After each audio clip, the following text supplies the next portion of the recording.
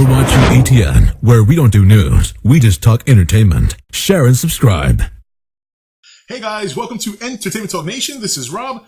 This video, we're going to do our late review for Game of Thrones, the episode entitled Kill the Boy. And yesterday was Mother's Day. Had to spend time with my wife. Those of you who know me know I am a family man first. Everything else is a distant second. But we are here to discuss an episode that I did enjoy. I thoroughly enjoyed.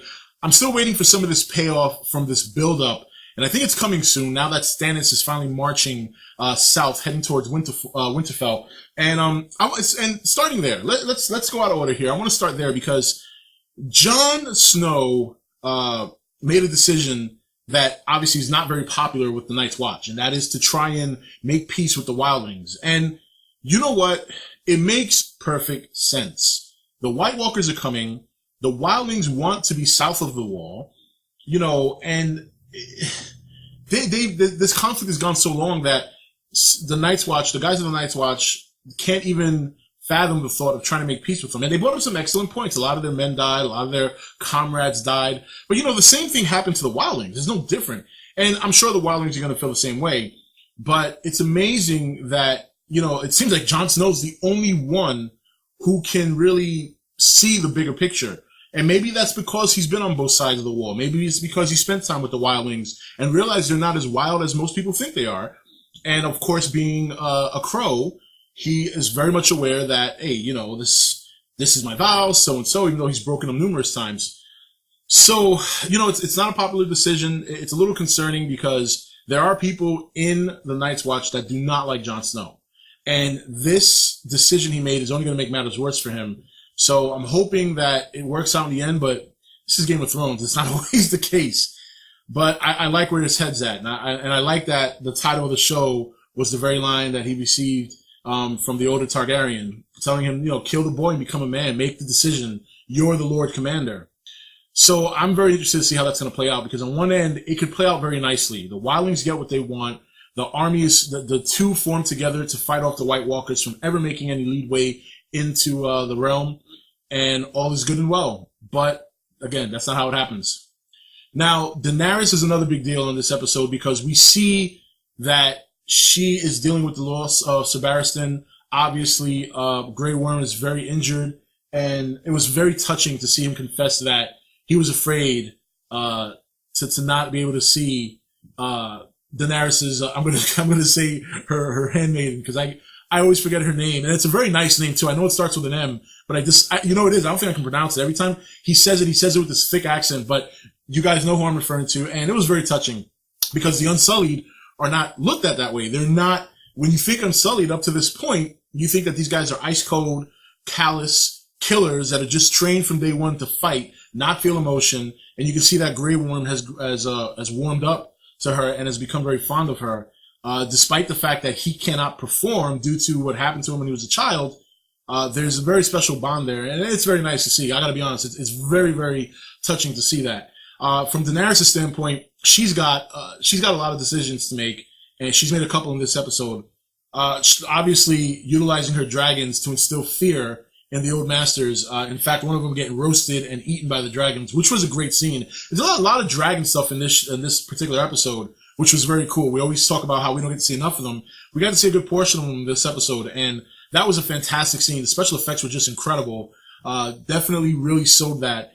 And later, she basically considers, and again, another gentleman whose name I just continue to forget because I just don't see him often enough to remember. Like, I'll hear it in passing, and then just later I'll forget it.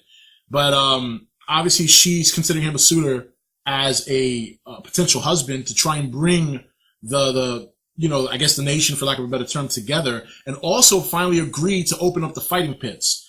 Whether or not this will work to deter what's been going on remains to be seen, but I think that it's a good start. She's showing that she's got the power. She's showing that she's not going to take anybody's shit, but she's also showing that she can compromise and that she can be merciful and that she can be understanding. She's learning a lot of things trying to run Meereen, and whether or not this prepares her for her eventual voyage, if she ever decides to go to Westeros and King's Landing, whether or not she ever decides to go there, she seems pretty content where she is right now. But I think for her, it's just like a training period, you know? So we'll see how that works out for her. Whether or not she even marries this guy, I don't see it happening, but we'll see.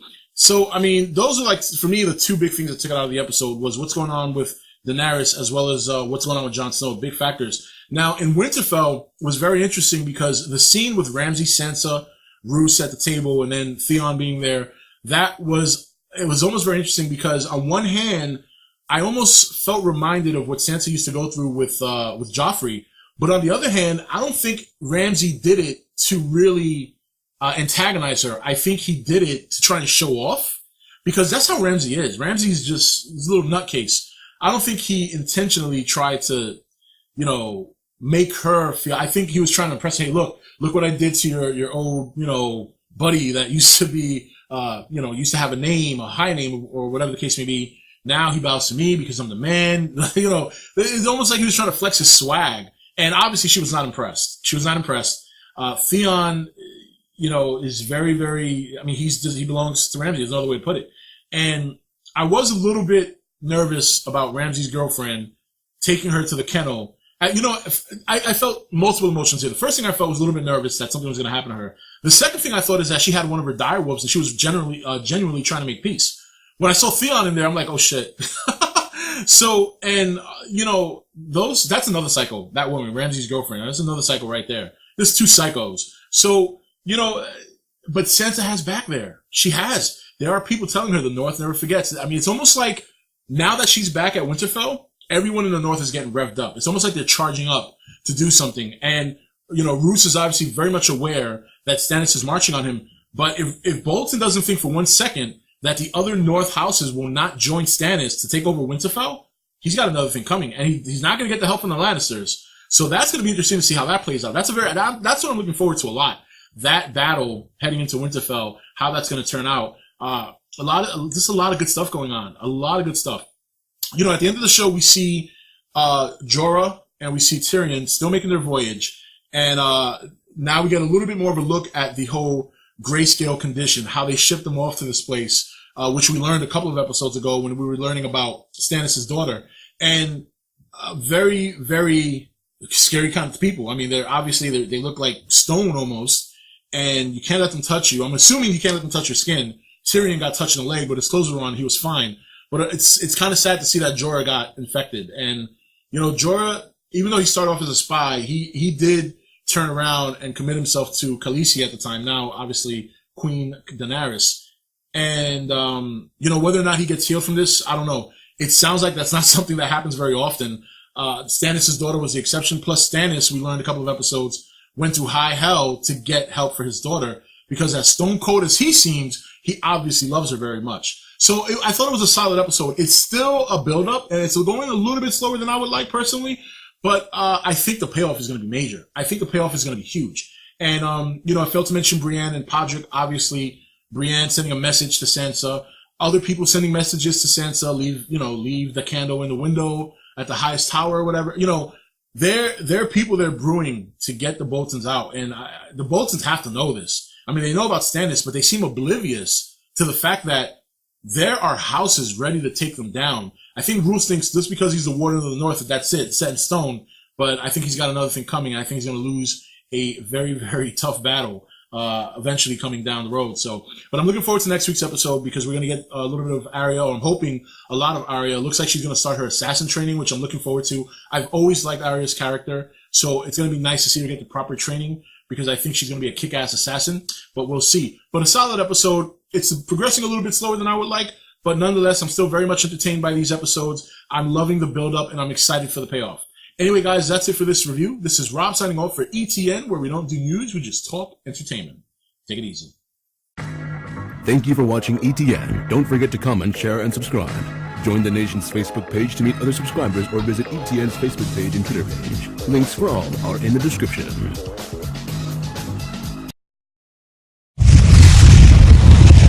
You're watching ETN, where we don't do news, we just talk entertainment. Share and subscribe. Hey guys, welcome to Entertainment Talk Nation. This is Rob. This video, we're going to do our late review for Game of Thrones, the episode entitled Kill the Boy. And yesterday was Mother's Day. I had to spend time with my wife. Those of you who know me know I am a family man first. Everything else is a distant second. But we are here to discuss an episode that I did enjoy. I thoroughly enjoyed.